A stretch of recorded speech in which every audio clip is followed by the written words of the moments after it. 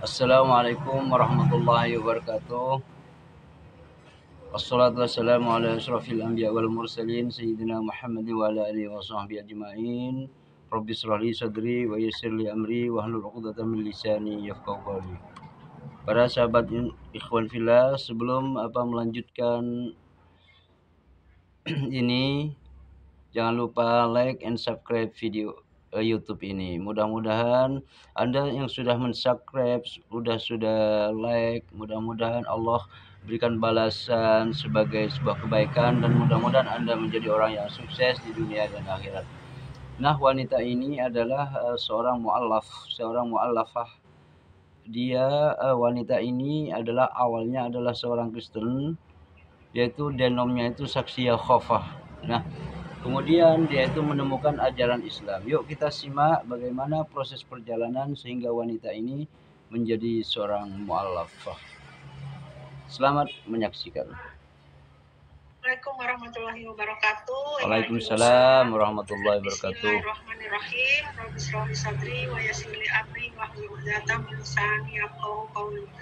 Jadi Iwan Film mungkin udah ada yang pernah mendengar mengenai perjalanan hijrah saya dari seorang mantan kafir, ya boleh dibilang mantan kafir lah ya, saksi Yehova gitu. Dulunya sebelum saksi Yehova saya sempat Buddha, karena saya sekolah di Buddha waktu dari TK sampai SMA tuh sekolah Buddha, jadi otomatis saya Buddha gitu. Dan kebetulan mama saya juga kan Konghucu sih, saya sempat diajak ke kelenteng seperti itu kan, karena saya keturunan Tionghoa, diajak ke kelenteng. Terus terakhir mama saya masuk Buddha Jepang, nah saya juga sempat diajak juga tuh ke Buddha Jepang tuh. Saya belajar juga, bukan belajar sih, apa sih, jadi ikut-ikut lah, masih kecil gitu kan, suruh sembahyang gitu, ikut mama sembahyang gitu kan, ada kayak baca-bacaannya lah, doa-doanya pakai bahasa Jepang tapi tulisan Latin gitu. Saya sampai hafal juga itu di buku doanya kecil kan, karena pagi baca doa itu gitu ya, terus siang, pagi, sore, kalau nggak sehari pokoknya 3 kali lah doanya, sampai hafal juga gitu saya, karena sering ikut. Ada perkumpulannya saya juga disuruh ikut, namanya masih kecil kan, belum terlalu memikirkan agama lah, jadi masih ikut-ikut orang tua gitu. Nah pas sudah mulai SMA, saya waktu itu kan karena ikut pelajaran agama Buddha, disuruh ke wihara di Mangga Besar waktu itu. Nah ikut-ikut aja, ikut sembahyang. Nah teman saya sebangku saya nih, teman dekat lah ya, namanya Lilis tuh, saya masih ingat, Lilis Suryani. Nah dia tuh ngomong ke saya satu kali nih, katanya, nama saya kan sebelum jadi muslimah kan Frida ya, aslinya kan Frida, sekarang kan Siti Farida Mutmainah atau Sifana.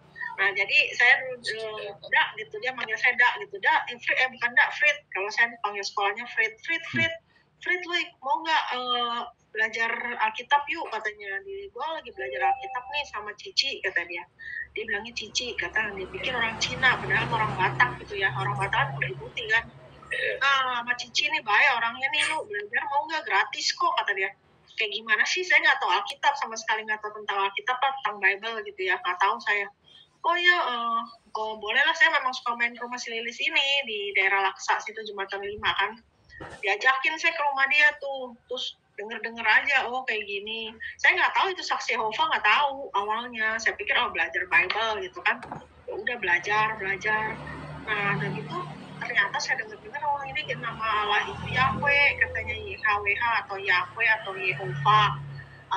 Ada di kitab apa tuh, di bilangan apa ulangan gitu, masalah tulisannya huruf besar semua, itu Tuhan. Itu katanya itu Yahweh itu aslinya, cuma diganti sama LAI jadi Tuhan, huruf besar semua, kata dia gitu. Aslinya tuh bahasa Ibrani tuh Yahweh, kata nama Allah kita itu Yahweh, kata mereka begitu kan.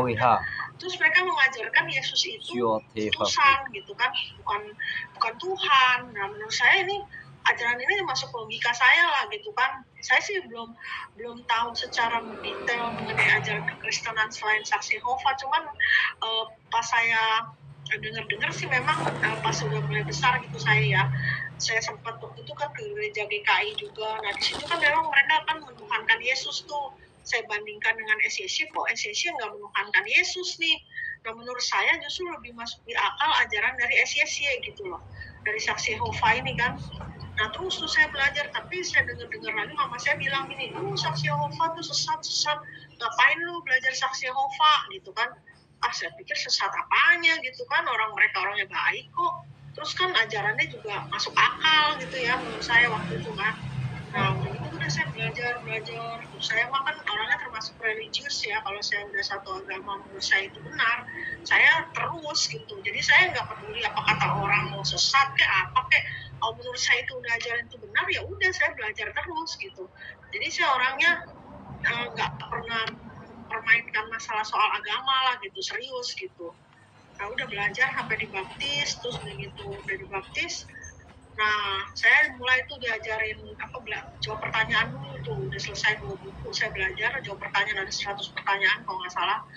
Sebelum dibaptis jawab pertanyaan, terus baptis baru saya diajarin tuh boleh diikut-ikut mengabar dari rumah ke rumah gitu. Jadi saya ya disuruh jadi penginjil lah, karena menurut mereka itu kan dalam Bible katanya dikatakan kita harus memberitakan Injil kepada Yesus kan berkata, katanya pergilah jadikanlah semua bangsa muridku gitu kan. Kenapa kita nggak pergi, kita di rumah aja ya, kita harus pergi kata mereka, harus mengabar katanya. Ya udah saya ikut tuh mengabar, walaupun saya masih junior kan, jadi saya ikut senior saya berdua cewek juga gitu. Mereka yang senior ini yang mengetuk pintu gitu kan. Terus saya juga diajarin kalau misalkan lihat-lihat ada rumah orang Islam jangan dimasukin katanya gitu kan. Yang ada kelihatannya orang Islam nih kita lewatin aja, kita carinya orang-orang non muslim lah gitu, kayak Buddha, Kristen, Hindu, apapun itu boleh kecuali Islam. Saya juga nggak bertanya kenapa sih nggak boleh orang Islam, cuman saya dengar mereka bilangnya karena orang Islam itu kan katanya nggak boleh, ada keyakinan mereka itu nggak boleh kita ngajak masuk orang ke agama kita gitu loh. Jadi kan kita tinggal di negara yang mayoritas Islam gitu kan. Jadi kita sebaiknya yang menghindari konflik seperti itu gitu. Karena kan nggak boleh, dalam Islam kan memang nggak boleh kita mengajak orang masuk ke agama kita gitu. Ya kan, atau orang lain ngajak kita masuk ke agama dia kan juga nggak boleh gitu kan. Jadi Saksi Yehova ini mengajarkan kepada saya juga nggak boleh mengabar ke rumah-rumah orang Islam gitu. Jadi ya udah saya mah nurut-nurut aja lah, pokoknya udah nggak boleh ya udah ikut-ikut. Jadi saya memperhatikan teman saya ini ngabar, caranya begini, basa-basi dulu lah gitu kan, gimana caranya supaya pemilik rumah ini tertarik gitu. Kita bukan jual majalah loh, katanya kita ini menawarkan berita baik dari majalah ini namanya Menara Pengawal gitu kan. Kita bukan jual majalah, kalau mereka itu bilang kita bukan jual majalah, ini majalah kalau perlu dikasih gratis juga nggak apa-apa gitu. Yang penting mereka menerima berita baik gitu dari Injil gitu, dari Bible kayak gitu. Udah lumayan lama juga sih saya ngabar, tapi saya kadang-kadang saya juga bantu menambahkan juga ketika teman saya lagi ngasih kesaksian ke pemilik rumah gitu. Nah udah gitu saya sempat vakum juga tuh, waktu itu ya, berapa lama tuh nggak aktif lah. Waktu saya nggak aktif itu saya sempat juga tuh ke gereja-gereja, diajak teman saya itu mah, bukannya saya mengimani, cuma sekedar diajak. Saya pengen tahu nih gereja ini kayak gimana sih gitu, saya penasaran juga kan. Gereja Pantai Costa pernah saya lihat gitu, saya sempat shock juga gitu kan, ibadahnya kayak gini kan, berbeda ya sama Saksi Yehova ya. Kalau Pantai Costa itu kan lebih heboh gitu, kayaknya ada bahasa roh gitu, ada tiba-tiba lagi berdoa, tiba-tiba Yesus gitu, tiba-tiba teriak-teriak gitu, saya kan kaget gitu ya, ini orang kenapa gitu ya. Terus ada lagi teman saya ngajak lagi ke gereja Katolik gitu, kok kayak gini. Kalau gereja Katolik lebih tenang sih, tapi ya banyak patung-patung gitu kan di dalamnya, terus gitu kan, oh kayak gini ya. Saya sekedar pengen tahu aja gitu, tapi saya udah yakin gitu Saksi Yehova itu yang paling benar gitu di antara, karena nggak menuhankan Yesus, cuman pengen tahu cara beribadah dari gereja lain itu seperti apa sih gitu kan. Ternyata berbeda ya dengan Saksi Yehova gitu. Saksi Yehova itu kan kayak dengerin ceramah, kita duduk aja gitu dengerin ceramah gitu udah. Memang ada nyanyi-nyanyi tapi nggak lebih fokus ke nyanyi gitu, kalau mereka itu nggak ada nyanyi-nyanyi juga sih, seperti itu. Nah terakhir tuh saya ketemu sama teman saya, kalau saya bisa hijrah ke Islam itu ya, maksudnya kenapa saya bisa menemukan Islam gitu, itu ketika itu teman-teman saya memang mayoritas kan muslim ya, karena saya kan nggak membeda-bedakan agama. Itu saya lagi vakum juga di Saksi Yehova. Saya udah meninggalkan Saksi Yehova karena menurut saya Saksi Yehova itu terlalu ekstrim ya dalam hal pergaulan gitu. Jadi mereka itu nggak suka ngelihat kita tuh deket-deket, ada hubungan dekat gitu dengan lawan jenis yang bukan Saksi Yehova gitu. Jadi terlalu mengekang. Saya orangnya nggak suka begitu. Menurut saya biarin aja sih, namanya kita mau bergaul gitu kan. Nah jadi saya di situ udah mulai males gitu, saya udah mulai nggak ikut perkumpulan mereka gitu. Kalau ke balai kerajaan udah nggak suka datang. Mereka sempat nyamperin ke rumah saya, tapi saya udah mulai males lah gitu. Akhirnya kebetulan teman saya ada yang muslim ini, dia kan tahu gitu ya, saya tuh udah mulai inilah, udah mulai nggak terlalu aktif lah, udah nggak ada kegiatan agama gitu. Memang dia suka ngasih link-link YouTube itu dari Dokter Zakir Naik ke saya juga gitu kan. Saya kan karena dia tahu saya udah nggak aktif di Saksi Yehova mungkin ya udah kayak agnostik gitulah kurang lebih. Karena menurut saya agama tuh nggak ada yang benar kecuali Saksi Yehova, tapi saya nggak bisa menerima Saksi Yehova itu memberikan peraturan seperti itu gitu kan. Nah saya jadi udah pikir ya udahlah, biarinlah, saya mendingan kayak begini aja gitu ya. Jadi saya masih, karena belum tahu tentang Islam juga waktu itu kan. Nah teman saya ini ngasih link tentang Dokter Zakir Naik gitu. Tadinya saya nggak mau lihat apaan sih ini link ginian, terus dia bilang coba dia lu lihat aja, itu mah ini kok diskusi kata dia gitu kan. Saya lihat-lihat, oh iya, oh ini Dokter Zakir Naik dia lagi kayak diskusi sama orang-orang dari Kristen, ada Hindu, ada Buddha, segala macam kan ada. Saya nontonin semua, kayak dari awalnya nggak tertarik gitu sampai akhirnya saya nontonin itu semua video Dokter Zakir Naik gitu. Karena saya ini Dokter Zakir Naik ini ya, ini bukan orang bodoh, dia tuh orang pinter gitu, sudah menyelidiki semua kitab suci kan, namanya bisa jadi dokter kan, nggak mungkin orang bodoh gitu.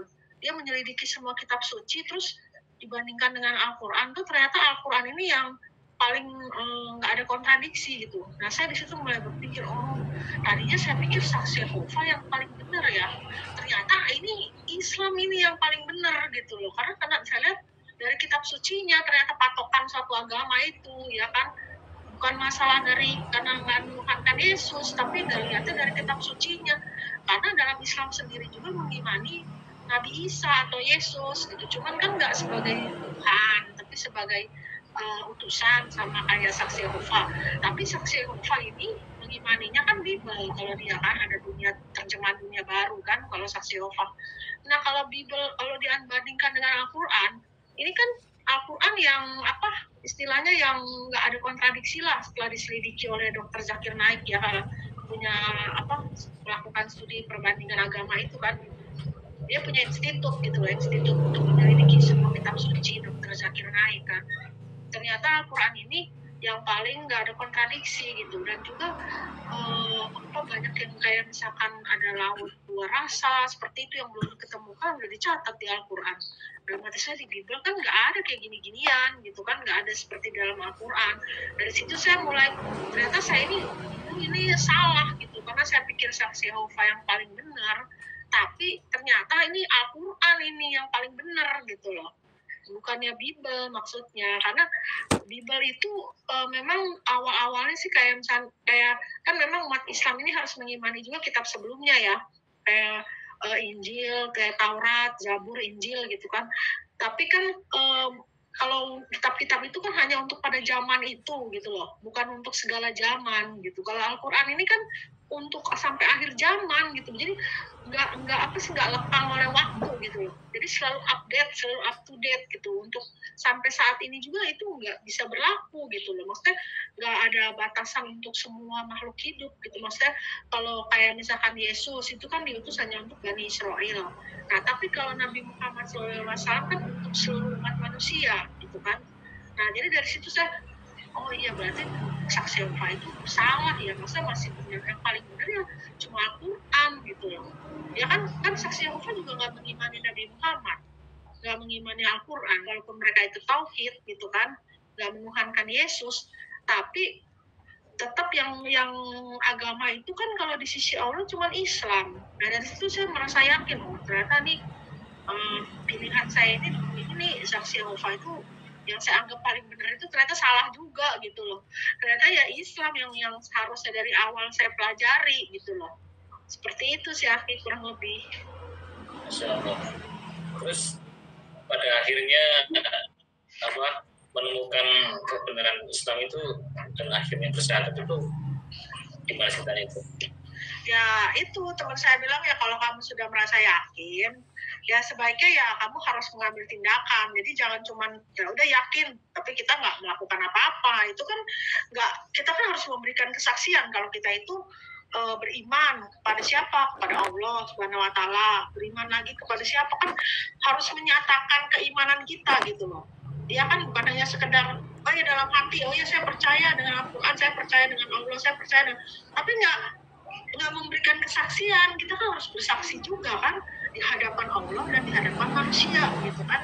Jadi teman saya bilang itu kita jangan menunda-nunda juga kalau memang sudah yakin, karena kita nggak tahu umur kita itu sampai kapan ya kan. Kalau kita misalnya ntar malam kita mati, kita nggak dalam keadaan Islam, nah itu kan itu resikonya kayak terima sendiri gitu kan, akibatnya seperti apa kan tahu sendiri kalau kita mati nggak dalam keadaan Islam gitu. Di Al-Quran juga kan dicatat bahwa hendaknya kita itu mati dalam keadaan Islam karena agama yang diridhoi di sisi Allah itu cuma Islam. Nah resikonya apa ya, kita pasti akan masuk neraka gitu kan kalau kita nggak berpihak kepada Allah Subhanahu wa taala. Kita berpihak berarti kepada musuhnya Allah ya kan. Makanya apa yang Allah perintahkan ya harus kita lakukan ya, dengan cara bagaimana ya, harus mengambil tindakan dengan memberikan kesaksian. Kesaksian itu disebutnya syahadat kalau dalam Islam ya kan. Syahadat itu apa gitu kan ya, mengucapkan ya dua kalimat itu ya kan ya, asyhadu alla ilaha illallah asyhadu anna muhammadar rasulullah. Jadi saya bersaksi hanya Allah satu-satunya yang layak disembah dan hanya Nabi Muhammad ya Nabi utusan Allah gitu. Oh kayak gitu. Ya udah saya bilang gitu kan. Maksudnya ya saya sih memang udah yakin lah Islam itu yang paling benar gitu. Akhirnya saya tuh waktu itu saya syahadatnya di pondok pesantren juga di Baros di Serang 2015 itu. Saksinya juga ada Kiai Haji Ustadz Endai, ada lagi Pak Ustadz, ada dua orang kalau nggak salah, jadi 3 orang saksinya gitu kan. Nah di situ saya dibimbing mengucapkan bahasa Arabnya, terus dikasih tahu terjemahannya, terus ya itu suruh mulai pakai kerudung gitu kan, harus menutup aurat gitu. Terus saya yang kasih nama juga itu Pak Ustadznya itu Kiai Haji Pak Ustadz itu yang kasih nama nih, saya kasih nama ya, nama muslimnya Siti Faridah, kan nama kamu Frida jadi saya kasih Faridah, kan mirip-mirip kan katanya, Siti Faridah pakai Siti terus Faridah Mutmainah. Saya bilang panjang banget Pak Ustadz, saya bilang itu Mutmainah itu panjang banget kayak marmut. Saya bilang ada mut-mutnya bukannya marmut maksudnya itu artinya bagus. Mutmainah itu artinya tenang katanya gitu, biar kamu tuh nanti orangnya bersikap tenang katanya, berjiwa tenang kan. Nafsu mutmainah artinya jiwa yang tenang gitu kan. Mutmainah itu tenang katanya, jadi kamu tuh ya semoga jadi wanita yang mandiri. Kalau dia bilang wanita mandiri yang tenang, saya bilang ya amin insya Allah saya gitu kan. Memang saya alhamdulillah ya Pak Ustadz, saya bilang saya ya berterima kasih lah dikasih nama yang bagus gitu, karena saya juga nggak tahu bahasa Arab, jadi saya pikir Mutmainah kok panjang banget gitu kan.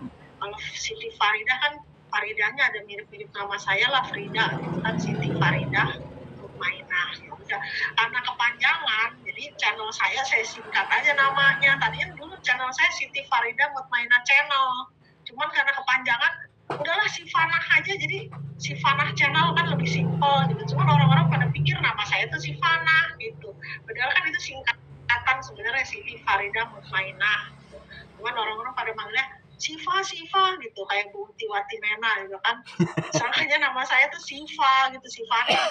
Mereka ada yang tahu, ada yang enggak sih itu kepanjangan dari Siti Faridah Mutmainah. Ada yang tahu, tapi ada juga yang enggak gitu. Jadi ya nggak masalah lah. Bagi saya pokoknya memang nama saya kan memang Sifana itu, Siti Faridah Mutmainah kan, biar lebih singkat aja gitu. Jadi setelah saya bersyahadat itu saya langsung masukin ke itu, suruh belajar dulu tuh di pondok pesantren, ada kan di daerah Baros, pondok pesantren Salafiyah kalau nggak salah itu, ada makom juga di situ. Makom Keramat. Nah di situ saya belajar gitu ya, diajarin tuh sama Pak Ustadz pemilik pondok pesantrennya cara sholat gitu. Maksudnya baca hafalin ya doa iftitah gitu kan.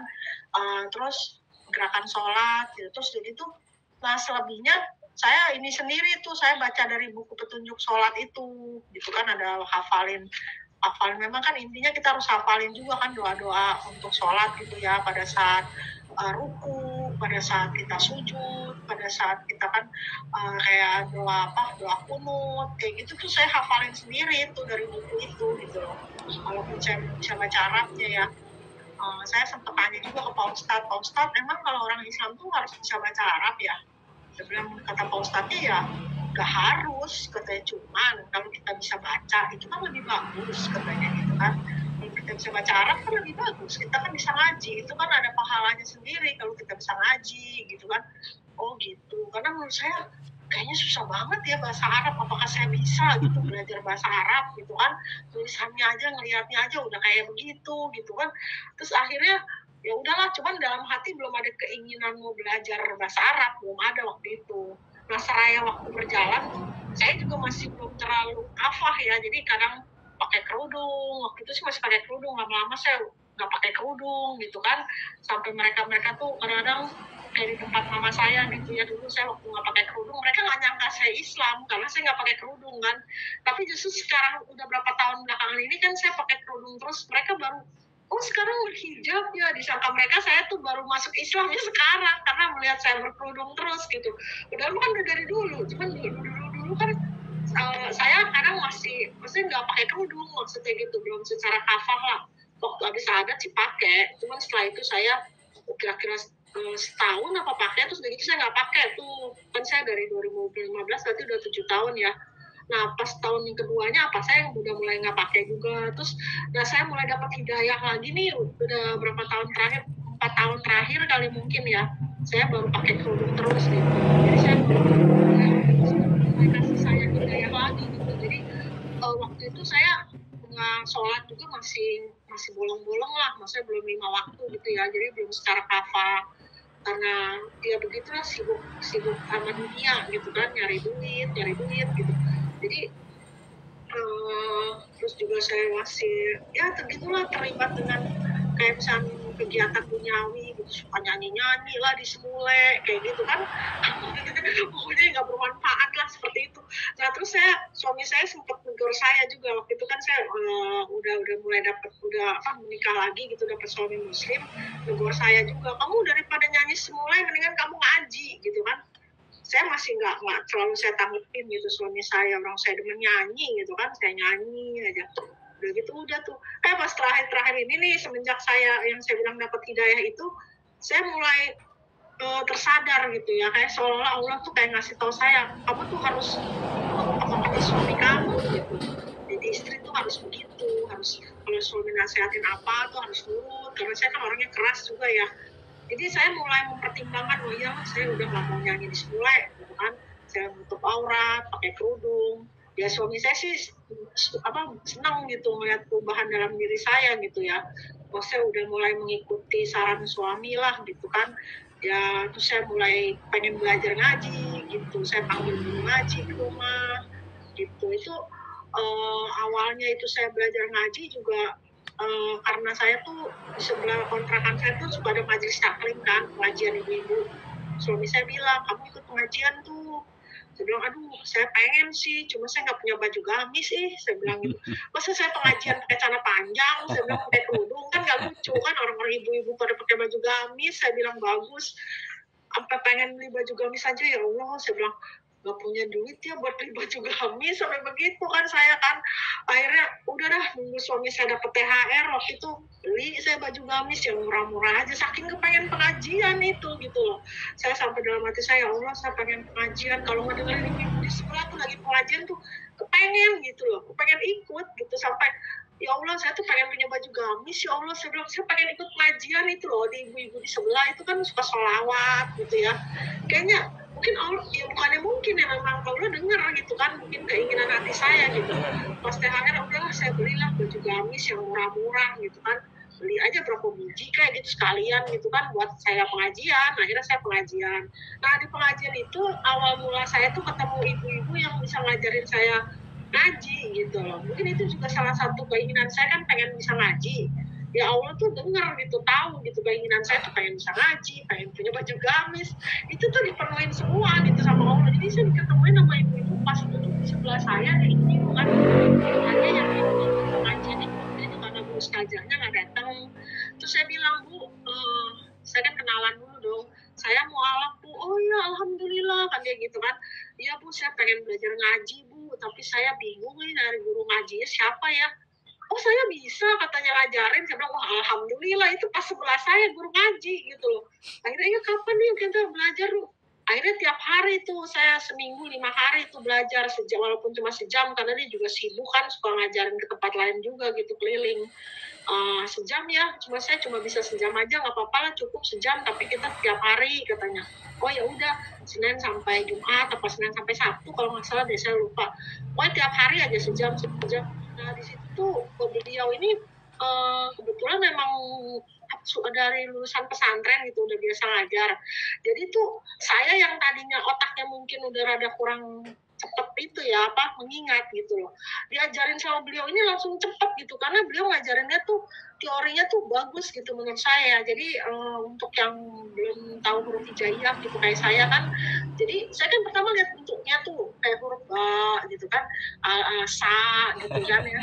Terus segala yang pokoknya susah-susah saya mau lihatnya titiknya na gitu, bukan titiknya, lihat bentuknya. Terus saya bilang, saya nggak ingat ya, ntar ketukar-tukar mbak sama tak, ketukar-tukar gitu. Kata ibu ini, jangan lihat bentuknya, lihatnya tuh titiknya, katanya. Titik di bawah itu ya, kata titik di atas tuh tak, kalau titiknya 2 katanya. Kalau di bawah 1 mbak, di atas 1 nak. Oh gitu. Iya, karena kenapa, kalau lihat bentuk, kalau huruf Arab tuh kalau udah disambung, kamu malah kelihatan bentuknya lagi katanya. Oh iya ya, saya pikir iya juga sih. Saya kayaknya mau mengingat tuh kan susah, begitu dikasih tahu beliau gitu langsung saya, oh iya benar juga. Terus saya langsung mulai cepet ingat gitu. Maksudnya 25 kan lumayan juga dihafalin ya kan. Nah akhirnya langsung cepet ingat, langsung saya dalam waktu berapa bulan gitu ya udah langsung bisa gitu ya. Terus beliau juga sempat gini, Bu, katanya ngomong ke saya, Bu, Ibu nyangka nggak katanya Ibu tuh bisa secepat ini hafal huruf hijaiyah gitu. Udah sampai Iqra berapa, waktu terakhir sama dia Iqra 4 ya. Ibu pernah terpikir nggak Ibu tuh bisa belajarnya secepat ini gitu? Enggak, saya bilang. Saya juga nggak pernah nyangka Ibu bisa secepat ini, katanya gitu. Ya ini karena Ibu tuh, Allah tuh tahu Ibu tuh kepengen cepet bisa ngaji, makanya Allah permudah katanya gitu. Semua itu kembali ke niat kan. Kalau niat kita tuh lillahi ta'ala, kita pengen cepet bisa ngaji nih, pasti Allah permudahkan gitu usaha ibu, ikhtiar ibu tuh untuk bisa ngaji gitu. Kalau Allah tuh tahu, maksudnya keinginan hati seorang tuh pasti Allah tuh tahu gitu. Dan Al-Quran itu nggak sulit bagi orang-orang yang mau belajar gitu, yang memang sungguh-sungguh mau belajar gitu, kata ibu itu kan. Saya bilang, iya juga sih ya Bu, saya juga nggak nyangka loh. Tadinya saya pikir apa saya bisa belajar ngaji, kalau saya masih muda mah mungkin gampang ya ngingetnya ya. Nah ini kan saya kadang-kadang lupa, itu aja kalau nggak diajarin tuh ibu aja saya ketukar-tukar, ntar ba gitu, salah nah, aturan ba jadi nah gitu kan, kata itu ibu. Bu pelan-pelan aja Bu bacanya, jangan cepet-cepet gitu. Iya, saking saya bersemangat gitu, pengen ngomong nah jadi ba, salah nah gitu kan. Terus ibu, jangan cepet-cepet bacanya, kalau baca Al-Quran tuh nggak usah cepet-cepet, yang penting benar gitu kan. Oh iya Bu, maaf, saya bilang. Ya alhamdulillah sih, cuman saya ini berhenti nih sampai di Iqra 4, makanya saya lagi pengen, karena saya pindah kontrakannya, si ibu itu kan udah nggak bisa ngajarin saya lagi, jadinya udah terstop sampai di Iqra 4. Sekarang saya belum lanjut sampai ke yang pokoknya dari Iqra 4 aja belum habis gitu, jadinya saya sih masih ada keinginan terus pengen belajar, walaupun masih Iqra juga nggak apa-apa gitu, yang penting saya bisa lulus sampai Iqra selesai, sampai bisa pokoknya tatwidnya bisa lah gitu. Jadi panjang pendeknya, terus pokoknya biar sesuai gitu. Saya pengen bisa ngaji gitu maksudnya. Cuman belum menemukan guru yang ini yang bisa privat gitu loh, maksud saya gitu loh. Karena kalau itu kan harus privat, kayak itu ibu kan datang ke kontrakan saya gitu kan tiap hari. Ya kalaupun nggak bisa offline ya setidaknya online kayak gitu, ya nggak apa-apa, yang penting ada yang ngajarin saya. Saya masih mencari gitu loh guru yang mau ngajarin saya ngaji. Maksudnya karena memang keinginan saya dari dulu tuh pengen bisa ngaji gitu loh. Maksudnya seperti itu sih, Aki. Mungkin saya kepanjangan ngomongnya, mungkin kita ada pertanyaan lagi. Iya, Masya Allah. Terus apa di titik mana sih Bukti akhirnya memutuskan, kan dari dalam pencarian itu kan pasti ada apa namanya titik terakhir ya akhirnya mantap masuk Islam. Ya itu saya bilang ya, karena saya merasa apa ya, walaupun banyak image jelek ya tentang di luaran gitu tentang Islam, kata Islam inilah begono, apalagi waktu kerusuhan itu kan tahu sendiri kan, yang tahun 98 itu kan banyak kejadian-kejadian yang katanya orang-orang Tionghoa itu diperkosa-perkosain, terus mereka teriak Allahu Akbar gitu kan. Itu kan mereka kan berpikir orang Islam itu kan gila gitu melakukan anarkis kayak gitu ya kan. Tapi saya nggak melihat itu di dalam ajaran Islam gitu, karena saya berpikirnya juga gini, kayaknya apa mungkin gitu ya orang melakukan tindakan kayak gitu terus dia teriak Allahu Akbar gitu. Memangnya Allah mendukung gitu tindakan pemerkosaan? Kan nggak mungkin kan, itu jelas dia mau menjatuhkan Islam gitu loh. Mana mungkin juga, emang ada agama, saya tanya nih, selain Islam misalkan ada nggak agama lain juga yang mendukung pemerkosaan? Kan nggak ada. Yang mau istilahnya Tuhannya menyetujui tindakan pemerkosaan kan nggak ada, apalagi Islam. Islam juga Allah nggak pernah menyetujui pemerkosaan, penjarahan. Waktu itu kan penjarahan ya, penjarahan, pemerkosaan yang daerah Kuwait itu katanya orang-orang Cinanya tuh diperkosa-perkosain, terus pemerkosanya teriaknya begitu, Allahu Akbar. Saya bilang bagaimana mungkin gitu, ini mau hanya oknum aja yang mau menjatuhkan Islam, mana mungkin Islam mengajarkan pengikutnya untuk memperkosa orang, gitu kan nggak mungkin. Apalagi lagi melakukan tindakan begituan aja teriaknya kayak begitu, itu jelas tuh cuma mau menjatuhkan Islam, kayak misalkan bom bunuh diri, itu juga bukan orang Islam, mereka itu hanya oknum gitu loh. Jadi mereka bukan mengatasnamakan ya, supaya orang tuh berpikir oh itu orang Islam gitu loh, ya kan. Mereka tuh mungkin sengaja pakai kerudung perempuannya, ya kan, supaya orang pikir wah orang Islam nih yang bom bunuh diri nih, ya kan. Padahal kan belum tentu juga mereka Islam. Kan semua orang boleh pakai kerudung, ya kan, nggak mungkin gitu ya, pemikiran saya tuh yang nggak mungkin lah orang-orang Islam tuh berbuat seperti itu, karena dalam semua agama, bahkan bukan Islam aja kan nggak ada yang mengajarkan tindakan seperti itu kan, kayak bom bunuh diri lah, apa teroris gitu, nggak ada, walaupun bukan Islam, apalagi Islam gitu kan. Nggak mungkin, ini hanya untuk yang menjatuhkan Islam aja gitu. Saya nggak percaya dengan media-media yang seperti itu ya. Jadi saya lebih percaya apa yang ada di dalam kitab suci Al-Quran gitu. Nah di situ saya mulai baca-baca Al-Quran gitu kan. Saya di situ lihat terjemah di dalam Al-Quran itu kan ada banyak keajaiban dunia yang sudah dicatat tapi baru ketemukannya tuh sekarang gitu. Sedangkan 1400 tahun tuh udah dicatat di dalam Al-Quran gitu kan. Nggak mungkin juga Nabi Muhammad misalkan ada bintang pengetuk, terus Nabi Muhammad emang punya alat gitu buat dengerin di luar angkasa ada bintang pengetuk, kok bisa tahu sih, kok bisa dicatat di Al-Quran gitu loh, ya kan. Terus di dalam dasar laut ada api yang bisa hidup di dalam laut, emang Nabi Muhammad dalam gitu ke dalam laut gitu lihat kan, enggak. Terus dari mana Nabi Muhammad tahu? Itu kan jelas bukannya perkataan Nabi Muhammad SAW, tapi perkataan dari Allah melalui Nabi Muhammad gitu loh. Nah dari situ saya mulai berpikir gitu ya. Memang kan kalau Islam itu kan hanya untuk bagi orang-orang yang mau berpikir gitu kan, dia mau menggunakan akal sehat gitu, jangan cuman sekedar dengerin kata orang aja gitu, maksudnya dengan hanya imani gitu kan, walaupun nggak masuk logika juga diterima aja. Kalau saya mau nggak bisa begitu, kalau saya harus masuk logika saya. Jadi terus di dalam Al-Quran juga kan banyak tuh, kayak misalkan sidik jari, terus asal muasal besi itu dari mana gitu kan. Besi itu dari luar angkasa ya kan, lempengan-lempengan dari pecahan-pecahan dari meteor gitu. dari luar angkasa itu Allah datangkan ke bumi untuk manusia, itu menjadi besi gitu kan, karena Allah tahu kebutuhan manusia akan besi gitu loh. Nah itu penemuan kayak besi, penciptaan besi asal muasal dari mana itu kan di Al-Quran ada, kayak di laut yang ada dua rasa yang di surat Ar-Rahman gitu kan. Nah terus lagi banyak lah pokoknya janin, pembentukan janin. Nah itu mana ada sih kitab suci yang sesempurna Al-Quran gitu loh, yang paling lengkap ya, mulai dari kita bangun tidur sampai kita mau tidur gitu kan, semua tuh diatur gitu. Jadi bukan hanya sekedar Islam ini bukan sekedar agama ya, jadi mengatur sistem peradaban manusia gitu.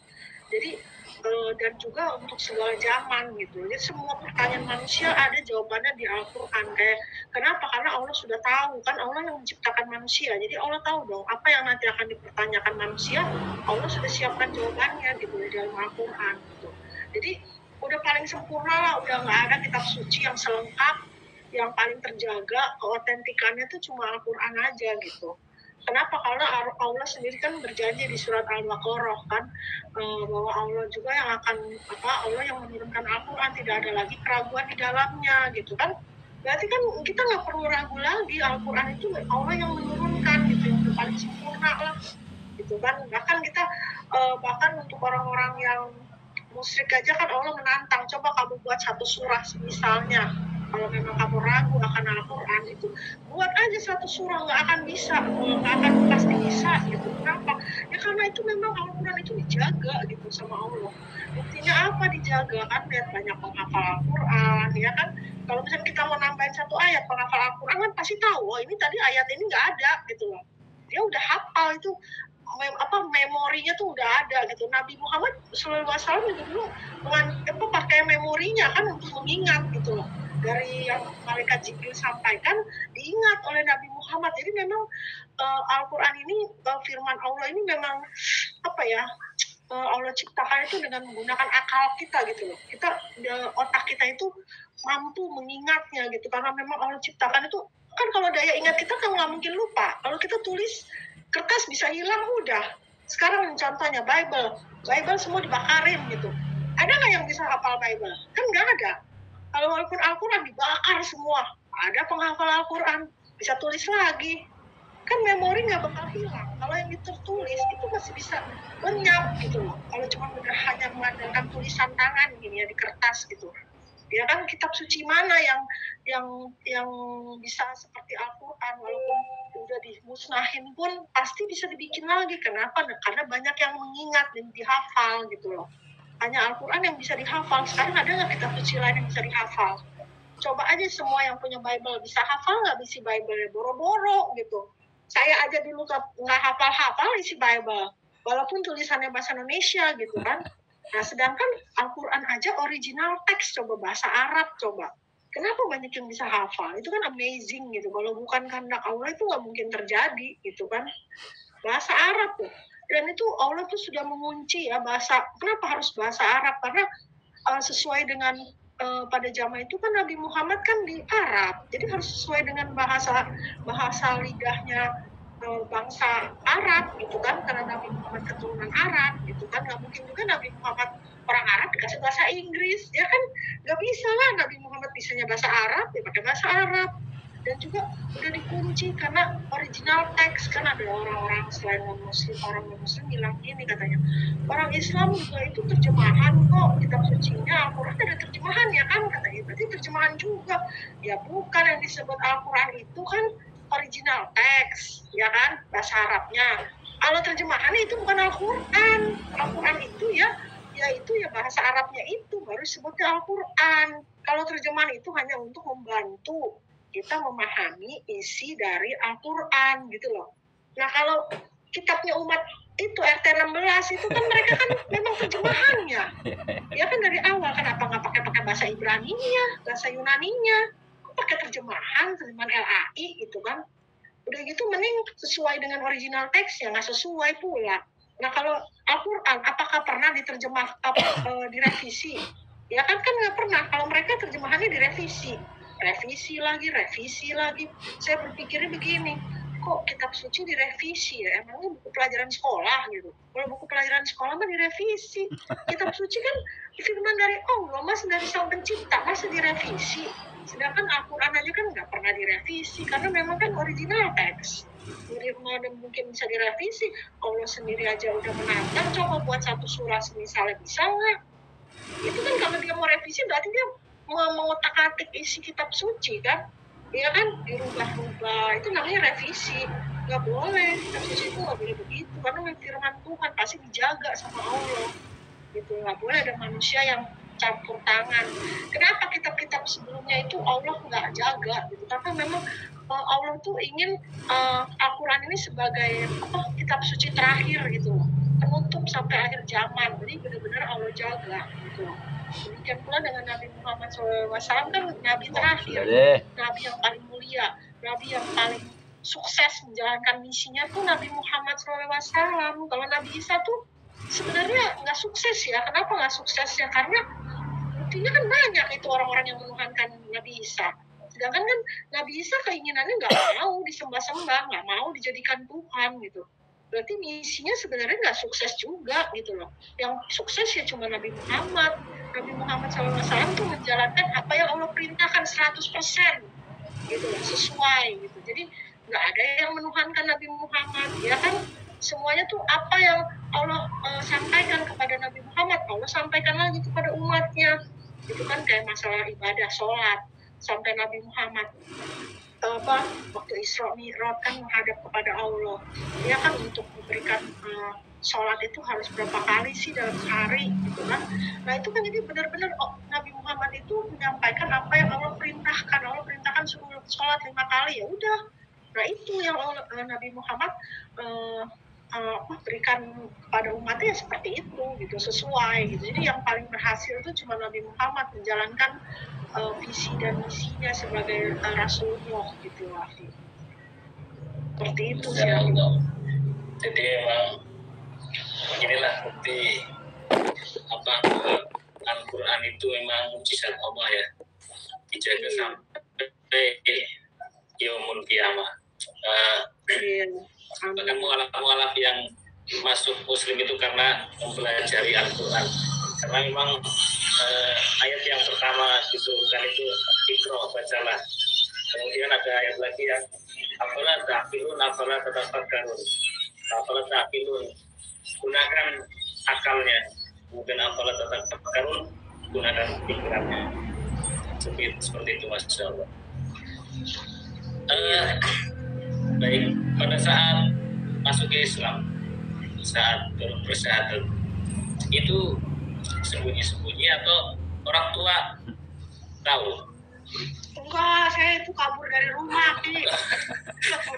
Kalau orang tua tahu bahaya itu. Orang saya kabur dari rumah, saya terus ke Serang itu kan, saya kabur dari rumah itu. Nah, jadi setelah saya udah bersyahadat, terus akhirnya baru saya pulang gitu. Kayak kakak saya juga kan yang nomor 2 juga kan Muslim.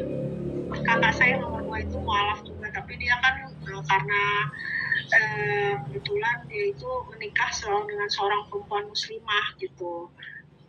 Jadinya dia juga gitu, nggak ngomong-ngomong, dia juga pergi gitu kan, nggak pulang-pulang. Mama saya teleponin, akhirnya pas pulang itu diteleponin gitu, bukan pas pulang diteleponin, dia bilang dia udah married, katanya dia udah jadi Muslim sekarang, KTP-nya juga udah jadi Islam. Kata mama saya, udah pulang aja, mama nggak marah, kata dia. Ya enggak lah, mau marah gimana, orang udah terjadi gitu kan, udah nikah, udah masuk Islam, mau marah gimana gitu. Yang penting pulang gitu, karena dia mungkin anak kesayangan mama saya juga kan. Kalau saya mah bukan anak kesayangan mama saya. Kalau orang Chinese itu kan lebih sayang anak laki-laki daripada anak perempuan. Jadi saya mah sebenarnya sih kalau papa saya masih hidup, papa saya tuh lebih sayangnya ke saya gitu loh daripada ke anak yang cowok. Kalau mama saya lebih sayangnya ke anak yang laki gitu. Cuman papa saya udah meninggal waktu saya jadi muslimah gitu. Jadi ya gitu, mama saya juga sempat marah-marah juga sih pas saya pulang. Terus saya pakai kerudung juga, dia ngapain sih lo pakai tudung gitu kan. Dia bilangnya tudung, kerudung tuh tudung. Bilang ya kenapa, memang gak usah lah, terus jadi aneh, tau gak sih lo kelihatannya, maksudnya gue kan orang Cina, masa gue anak gue pakai kerudung kali gitu kan, mungkin gitu pemikirannya. ya saya mau pakai aja gitu. Sampai sekarang pun juga dia masih kayaknya, kalau terakhir aja nih belum lama ini kan saya bantuin mama saya jualan makanan tuh di Tomang, saya bantuin dia, saya kerja gitu sama dia. Nah kalau kemarin memang saya sholat zuhur saya tuh di rumah mama saya, karena kan selesai jualan itu kan sekitar jam 2 lewat lah, saya udah sampai rumah tuh. Jadi saya sholatnya di rumah mama saya, jadi udah mau mepet ke asar itu sholat zuhur saya tuh. Nah tapi sekarang kan sholat asarnya makin maju ya, jadi saya sampai rumah tuh udah mau sholat asar kan, saya bilang waduh saya kayaknya nggak bisa begini terus nih, masa sholat zuhur saya udah mau deket asar, kalau jam 2 lewat berarti apalagi asar sekarang jam 3 kurang aja udah asar ya kan. Saya harus sholat di masjid nih. Nah saya sholat di masjid di dekat tempat mama saya jualan kan ada masjid, saya sholat di situ. Mama saya ngoceh lagi, kamu memang cewek ada yang sholat di masjid, katanya. Perasaan setahu gue cowok kalau hari Jumat lah. Mau cowok mau cewek juga memang sholat harus di masjid, saya bilang. Emangnya harus cowok aja, saya bilang. Kalau sholat Jumat itu memang cowok mah wajib sholat Jumat. Enggak, setahu gue cewek mana ada yang sholat di masjid, kata siapa.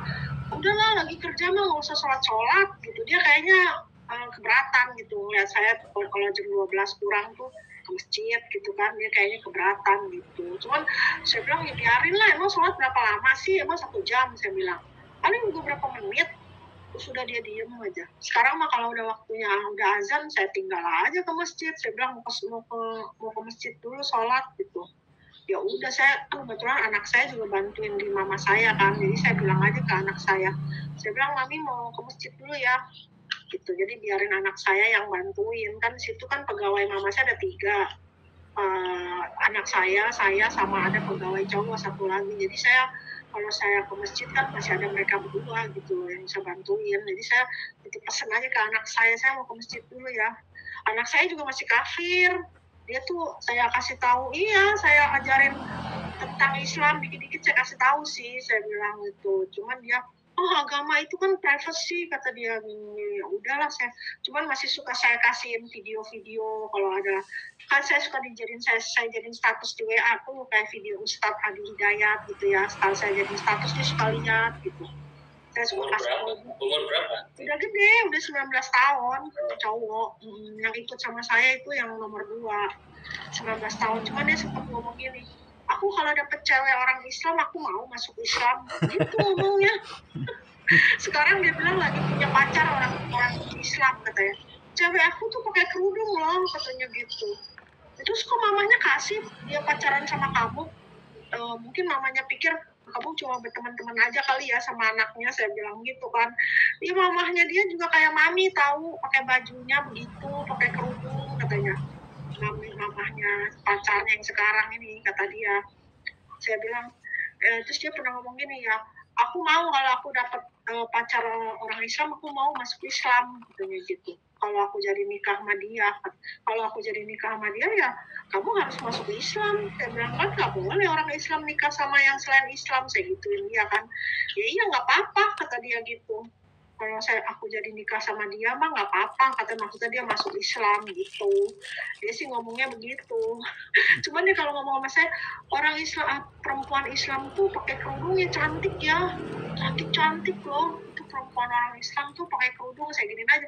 Ya memang kodratnya perempuan itu harus pakai kerudung, saya bilang gitu. Terus dia bilang, iya loh, bener loh, cantik loh perempuan kalau berkerudung. Dia ngomong gitu, maksudnya.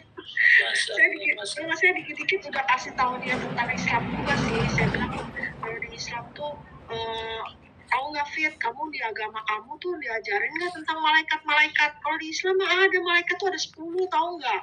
Kamu tahu nggak malaikat ada 10? Ada nama-namanya. Saya kasih tahu aja dia kan. Malaikat Jibril, tugasnya ngapain? Saya kasih tahu dia malaikat Mikael, memberikan rezeki itu, menurunkan rezeki itu malaikat Mikael. Saya kasih tahu dia dengerin aja. Saya kasih tahu dikit-dikit aja tentang Islam gitu, seperti apa gitu. Dia sih nggak komen apa-apa sih. Ya, mudah-mudahan aja dapat hidayah dia ya. Amin. Iya, mudah-mudahan dapat hidayah gitu. Kalau saya sih doainnya begitu. Anak saya yang cewek juga sama. Ngomongnya dulu gini, aku nanti kalau udah lulus SMA, aku mau masuk Islam, katanya. Tuh, aku nunggu udah lulus SMA. Ya kan aku kalau udah lulus SMA, aku udah kerja kan, aku masuk Islam ya nanti kalau papi misalkan marah ya aku pergi aja dari rumah gitu.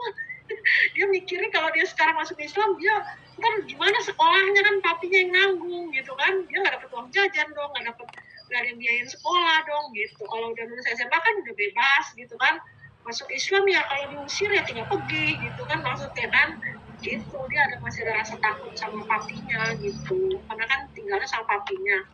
Jadi nanti aku kalau udah lulus SMA aku baru mau masuk Islam. Belum.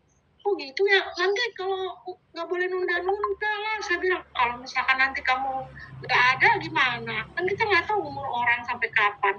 Oh enggak, pokoknya aku nanti aja kalau aku udah lulus SMA begitu. Tapi nggak tahu lah, siapa tahu ya belum lulus SMA juga udah dapet hidayah ya kan. Amin, amin, amin. Terus selama sejak memeluk Islam itu ada nggak sih ujian terberat? Ujian apa? Ujian apa? Nah, ujian paling berat. Coba pinjam. Ya saya sih dalam hal ekonomi ya, terus terang ya. Kalau dalam hal lain sih enggak lah. Kalau menurut saya sih dalam hal ekonomi itu paling terberat gitu, karena ya itu saya kan harus benar-benar mandiri gitu. Tahu sendiri orang tua saya juga udah support saya gitu kan, sampai saya tuh udah benar-benar kesulitan ekonomi lah gitu ya. Malah waktu itu pas saya udah bersadar, terus kan saya kan harus mandiri gitu kan, harus cari duit sendiri. Ya sempat sampai mau jadi TKW waktu itu, cuman gak jadi gitu kan. Saya bingung karena saya kan udah lumayan berumur kan saya waktu itu kan, mau kerja itulah, sampai saya ngontrak juga ya, pokoknya memprihatinkan lah pokoknya secara ekonomi. Akhirnya setelah udah berapa lama mungkin mama saya nggak tega juga kali ya lihat saya gitu kan, sampai saya minjem duit kemana-mana juga itu buat nyambung hidup lah istilah kata, karena saya nggak kerja gitu kan. Akhirnya saya satu-satunya jalan saya harus minta tolong mama saya juga gitu kan. Mama saya mungkin kasihan juga kali lihat saya ya sampai mau jadi TKW segala kan, sampai di penampungan TKW gitu kan. Anak tua masa mau jadi TKW kali gitu kan, sedangkan dia aja kan punya usaha sendiri kan, dia jualan makanan gitu.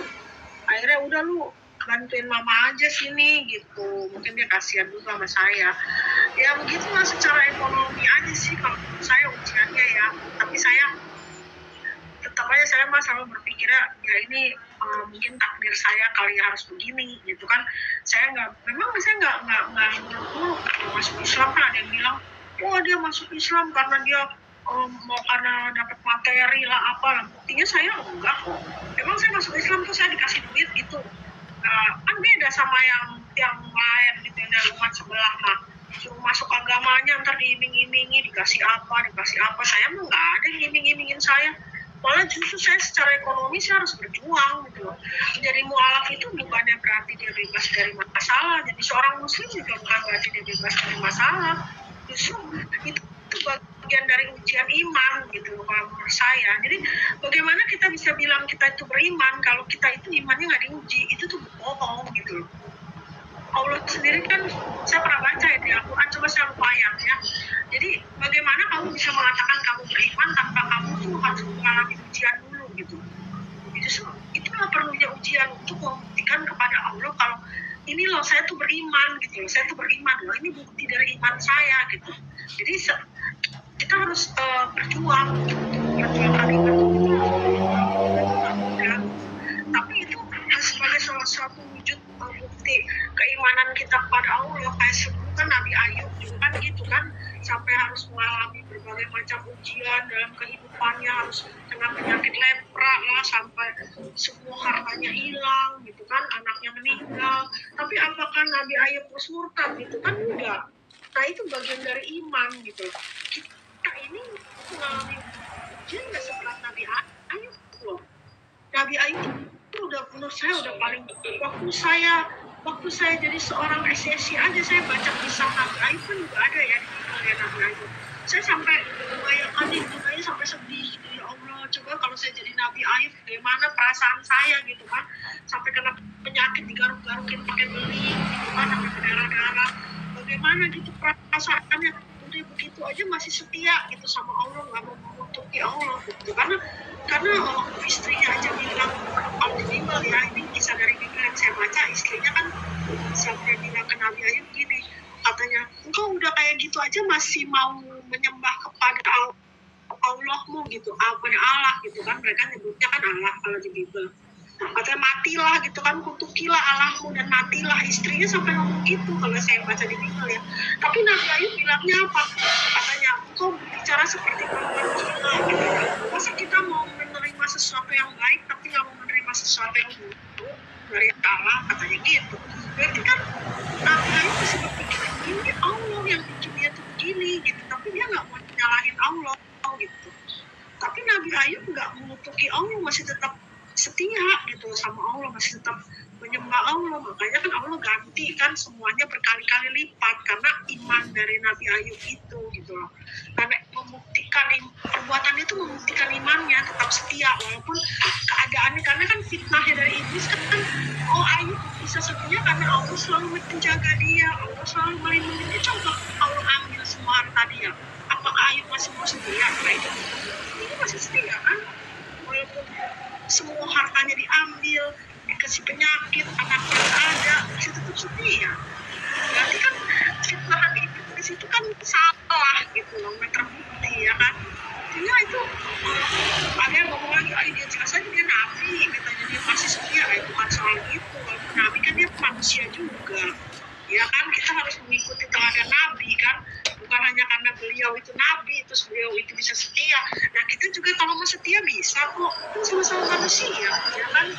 Memang sih keimanan nabi mungkin lebih kuat daripada kita gitu kan, yang bukan nabi. Tapi kan ya kita harus mengikuti teladan dari nabi, seperti teladan Nabi Muhammad SAW, nabi-nabi yang lain lah, Nabi Yunus. Banyak lah kan kisah-kisah nabi yang setia, kayak Nabi Ibrahim yang dibakar itu kan, dibakar di api aja sampai tetap maksudnya masih setia sampai kepada Allah, ya kan. Dia dingin gitu, karena Allah tuh pasti akan melindungi umatnya tuh yang setia sampai darah penghabisan gitu. Karena kata mas sampai taruhannya nyawa pun kalau setia ya pasti Allah menjamin gitu, nggak perlu ada rasa gentar gitu kan manusia itu kan bisa membunuh jiwa, membunuh raga, tapi nggak bisa membunuh roh gitu loh. Kan roh itu miliknya Allah, kalaupun kita dimatikan sama manusia, Allah bisa bangkitin lagi kok gitu kan, ibaratnya kan gitu. Seperti itu sih. Masya Allah, luar biasa. Pengetahuan tentang Islam sudah luar biasa sekali ini, Masya Allah. Nah terus ini mungkin waktunya udah menjelang maghrib, mungkin singkat-singkat. Dan sekarang pertanyaan berikutnya, pada saat ikrar syahadat itu apa sih yang dirasakan? Pada saat apa sih, Cak? Ikrar syahadat. Pada saat ikrar dituntun syahadat itu perasaan waktu itu seperti apa? Lega lah, maksudnya lega. Terus kayaknya langsung Pak Ustadznya ngelihat saya tuh langsung, katanya tuh lihat, katanya pakai kerudung, katanya auranya tuh langsung kelihatan katanya. Aura apa Pak Ustadz? Ya auranya tuh berbeda katanya kalau pakai kerudung sama nggak pakai kerudung katanya. Metformin membunuh Anda. Nama saya Vina Panduwinata dan saya telah hidup dengan diabetes tipe 2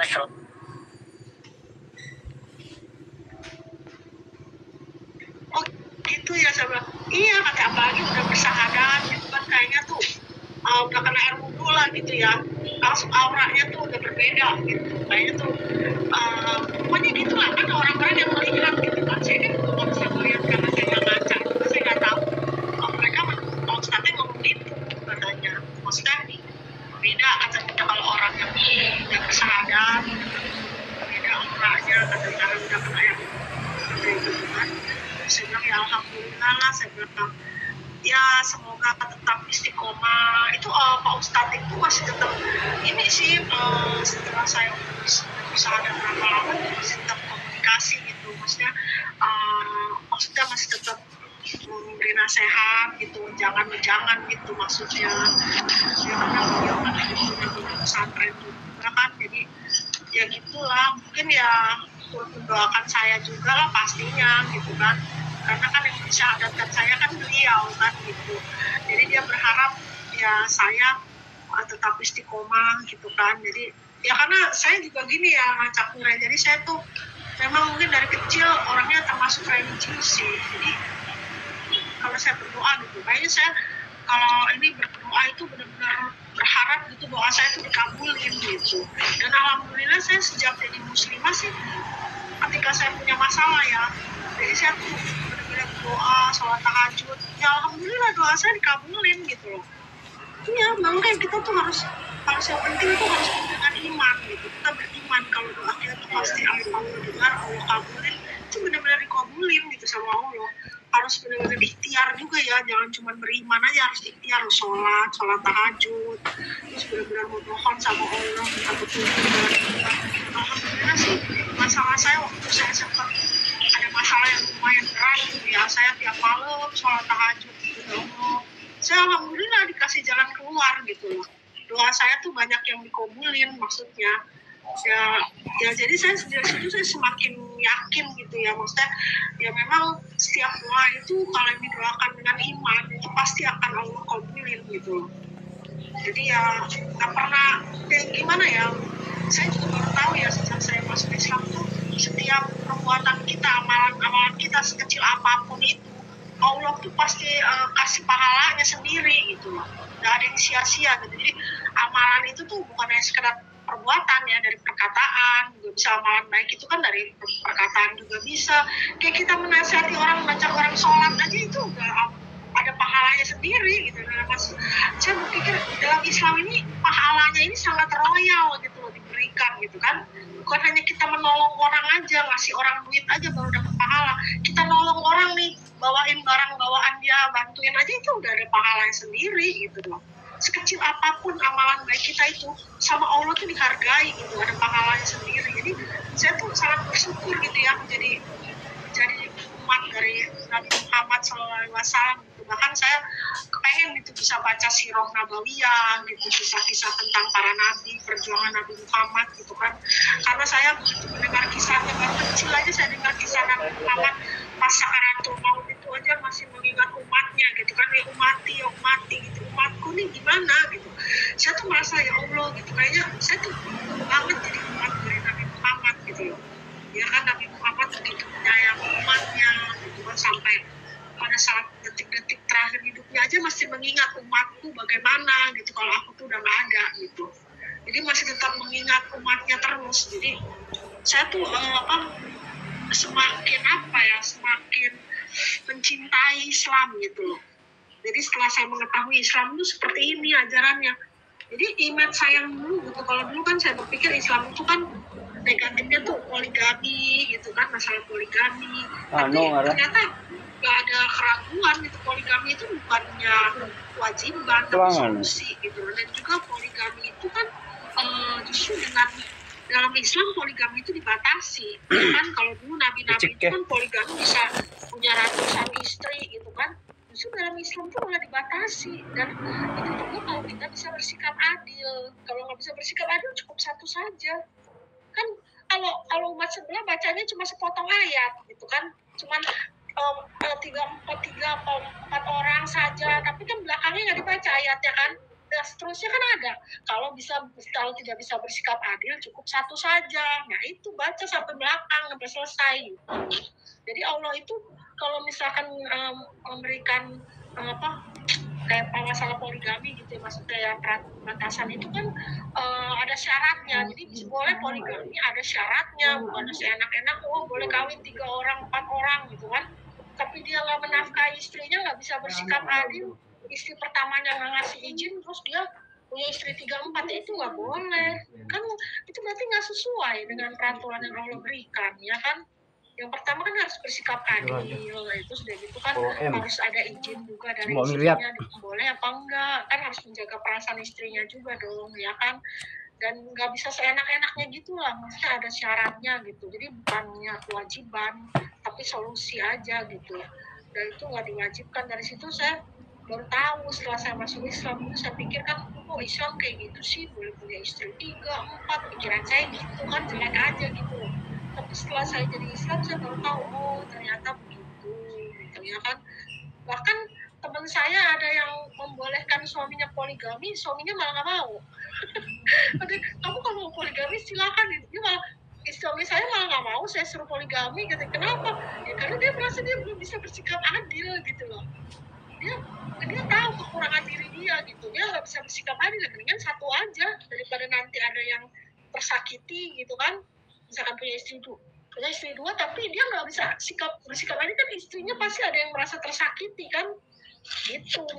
Saya malah ngizinin suami saya poligami, dia malah nggak mau gitu kan, lucu kan. Kalau orang-orang malah bilang, saya dulu waktu live dikata-katain gini, oh mbak ini katanya masuk Islam udah siap ya di poligami ya, katanya gitu.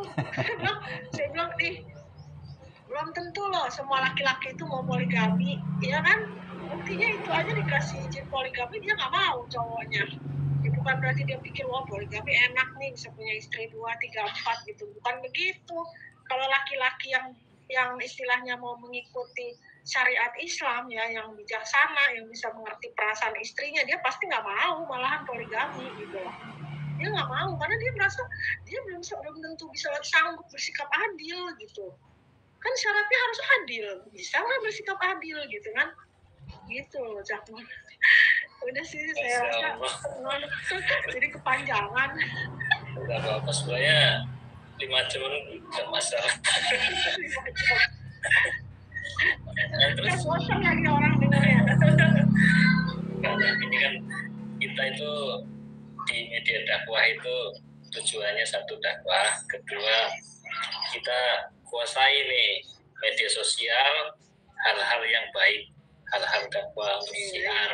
Jangan sampai di media sosial, terutama di YouTube itu dikuasai hal-hal yang sifatnya sia-sia atau maksiat seperti itu. Jadi nggak masalah.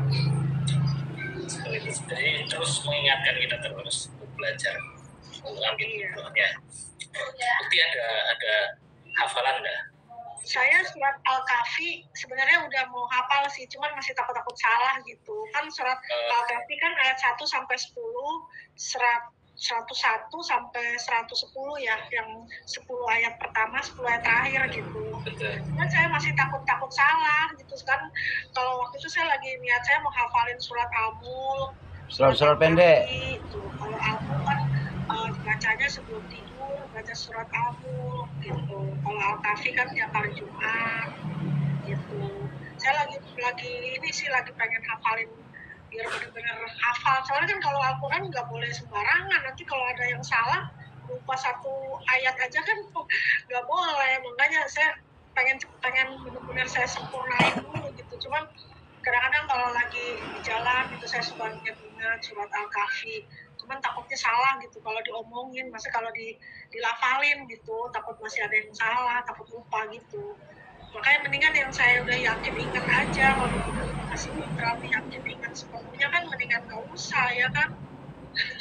Nanti kalau sudah hafal surat Al-Kahfi hubungi saya nanti. Surat Al-Kahfi iya, cuman tatwidnya takut salah. Saya mah tatwid itu loh panjang pendeknya kan. Tajwid. Tajwidnya kan harus benar, maka itu saya pengen belajar ngaji itu begitu, biar ketika saya ngaji itu udah benar tajwidnya gitu loh. Tajwid, kemudian makhorijul huruf. Nah itu ini harus dikuasai, jadi nanti fasih gitu. Iya gitu, saya maunya begitu. Cuman ini belum ketemu guru ngajinya ini. Saya tuh pengen kalau bisa belajar online juga nggak apa-apa lah, lewat Zoom kayak gitu belajarnya. Jadi ada yang ngajarin. Saya pengennya gitu tuh. Jadi kayak kemarin saya baru diajarin cara Al-Fatihah gitu kan. Terus kayak melafalkan basmalah gitu yang benar gitu. Jadi waktu itu baru diajarin Al-Fatihah aja sih sama Pak Ustadznya. Dia bilang nanti coba surat-surat yang lain kayak Anas gitu. Jadi biar tajwidnya yang benar gimana, cara ngajinya gitu, maksudnya pelafalannya gitu. Tadinya saya bilang udah Pak Ustadz dari Iqra 4 aja. Aduh mendingan ini aja deh daripada Iqra 4 langsung aja katanya, ntar saya benerin kalau ada yang salah gitu panjang pendeknya gitu. Misal surat kayak Anas, terus nanti Al-Baqarah. Waduh Al-Baqarah kepanjangan kali saya bilang. Ya gak apa-apa katanya, kan sedikit-sedikit katanya, berapa ayat dibenerin gitu kalau ada yang salah gitu kan. Ukti dalam menghafal Al-Quran itu jangan khawatir, kita nggak usah buru-buru selesai, tapi Allah itu menilai umatnya itu usahanya, usahanya, rutinitasnya. Betapa kalau kita hafal tapi tidak pernah diamalkan. Jadi orang belajar itu pahalanya 2 kali lipat. Seperti itu. Jadi kalau seandainya kita meninggal belum hafal khatam gitu ya nggak masalah. Allah itu menilainya pada saat kita itu belajar secara rutin, rutinitasnya itu kontinu. Jadi yang diberi itu kontinunya itu. Jadi nggak usah khawatir. Cuman kalau kita baca ayat-ayat Al-Quran belum benar tajwidnya nggak apa-apa gitu. Misalkan saya lagi baca Al-Quran nih tajwidnya belum benar gitu, nggak apa-apa. Kalau hafalan bukan hafalan, lagi baca. Jadi kayak gini tahapan membaca Al-Quran itu yang pertama makhrijul huruf ya. Makhrijul huruf harus betul. Kemudian kalau sudah bisa pengucapan makhrijul hurufnya meningkat ke tajwid. Nanti kalau sudah tajwid nanti kita artinya kemudian tafsirnya seperti itu terus sampai kita hafal betul. Jadi tahapannya itu Ukti makhrijul huruf kemudian sama tajwid itu insya Allah membacanya itu fasih, insya Allah. Dan pengucapannya itu enak didengar seperti itu. Iya, masalahnya kan nggak ada yang ngajarin saya. Jadi suami saya juga justru masih pengen belajar, dia juga pengen belajar tajwidnya, dia juga sama. Ustaz di sekitarnya, saya ini baru pindah di sini, baru berapa bulan saya di sini kontrakannya. Jadi tiap pulang kerjanya, pulang dari itu kan saya dari rumah mama saya tuh malam, terus nyampe sini tuh malam paling kalau hari Sabtu sore sih udah nyampe rumah ya. Hari Senin kan libur kayak hari ini. Jadi nggak tahu saya juga majelis taklim di sini di mana. Kalau dulu mah di pas sebelah saya tuh majelis taklim gitu. Jadi kan enak ya. Kalau di sini saya nggak tahu, masjidnya juga kan agak jauh juga sih lumayan. Saya juga nggak tahu majelis taklimnya di mana. Kalau misalnya tahu kan mungkin bisa ketemu sama ada yang bisa ngajarin ngaji atau apa gitu kan, enak kan. Paling juga sempatnya hari Sabtu, Minggu, Senin kalaupun mau belajar ngaji gitu. Soalnya hari Selasa sampai Jumat tuh pulangnya malam terus gitu loh. Saya pengennya sih bisa belajar online kalau bisa gitu kan. Belajar online lewat Zoom gitu maksudnya. Jadi kan enak gitu kan, nggak usah. Nah, maksudnya kalau misalkan kalau lewat Zoom gitu kan nggak perlu ketemuan langsung, nggak bisa maksudnya gitu. Kalau saya sih paling kalau belajar lagi ngaji gitu, kalau kayak surat-surat Al-Kahfi atau apa, saya lihat bacanya sih Arabnya, bukan terjemahannya, baca Arabnya. Cuman masalahnya itu tajwidnya itu udah benar atau belum gitu. Jadi yang masih saya ragukan itu bisa sesuai dengan makhrijul huruf ya, apa namanya? Makhrijul huruf. Makhrijul huruf ya. Jadi makhrij. Iya, makhrij ya. Nah itu yang takut salahnya di situ saya, karena kan ngaji itu kan nggak boleh sembarangan kan. Kita kalau beda lafalnya aja kan artinya bisa beda ya kan. Betul. Itu kayak macam di huruf-huruf hijaiyah itu kan hampir ada kesamaan bagi orang Indonesia umumnya ya, kayak karena pengucapannya kita kan biasa pakai dialek Indonesia gitu kan. Jadi kayak macam sin, terus shin, kemudian sin, kan beda nih. Kalau mungkin kalau di fathah mungkin sedikit berbeda kelihatannya, tapi kalau di kasroh akan samar kalau hampir sama kalau kita nggak tahu makhrijul hurufnya. Kayak macam sin dibaca si, kemudian shin dibaca shi, kemudian sui di kasroh, ini kan di kasroh.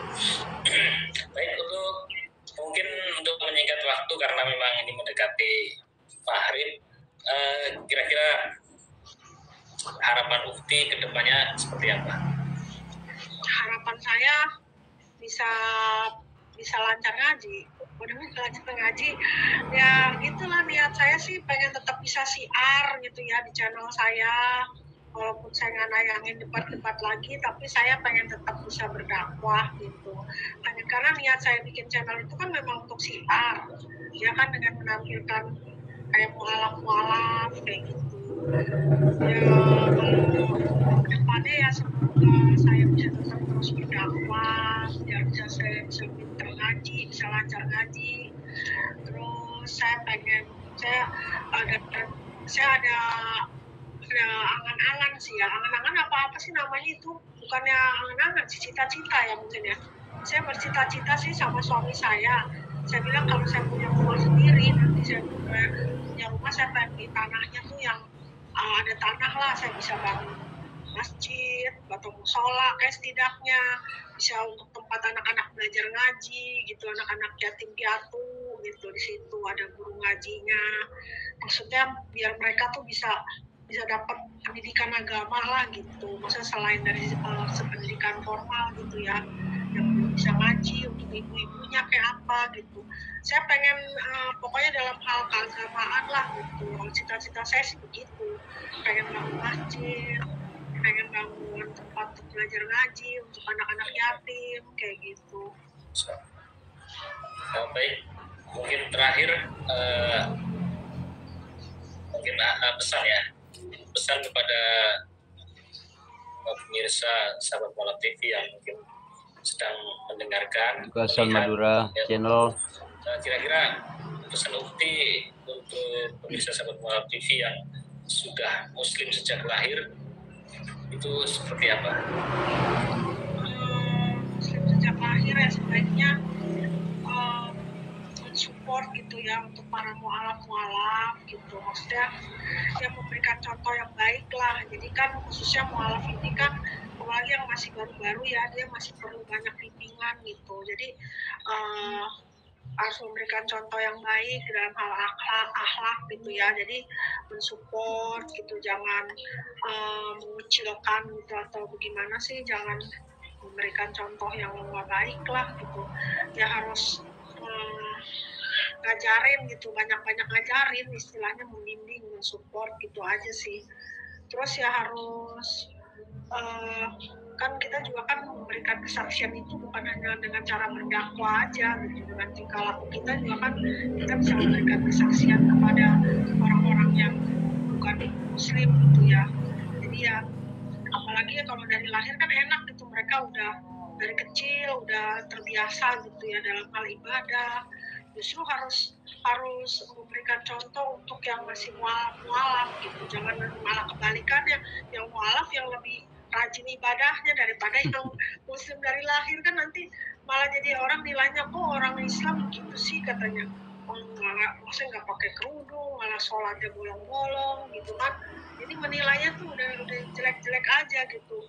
Justru kan yang muslim dari lahir harus memberikan contoh supaya banyak yang mualaf gitu kan, itu memberikan contoh dalam hal ibadah, dalam hal tingkah lakunya gitu, memperbaiki lah gitu ya. Bukannya saya so sempurna, maksudnya saya justru sangat mengharapkan sekali yang muslim dari lahir itu justru memberikan semangat gitu kepada yang mualaf-mualaf dengan memberikan contoh yang baik gitu.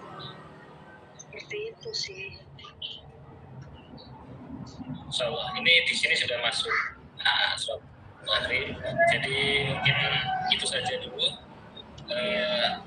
Sebenarnya masih banyak pertanyaan yang saya mau tanyakan ke Ukti, cuma ya karena ini sudah maghrib, kita sudahi dulu. Ukti, terima kasih banyak sudah mau berbagi dengan kami. Semoga ini bermanfaat untuk saya pribadi dan untuk pemirsa sahabat Mualaf TV yang nanti menyaksikan tayangan ini. Ya, baik, demikian. Siap, sama-sama. Baik, demikian.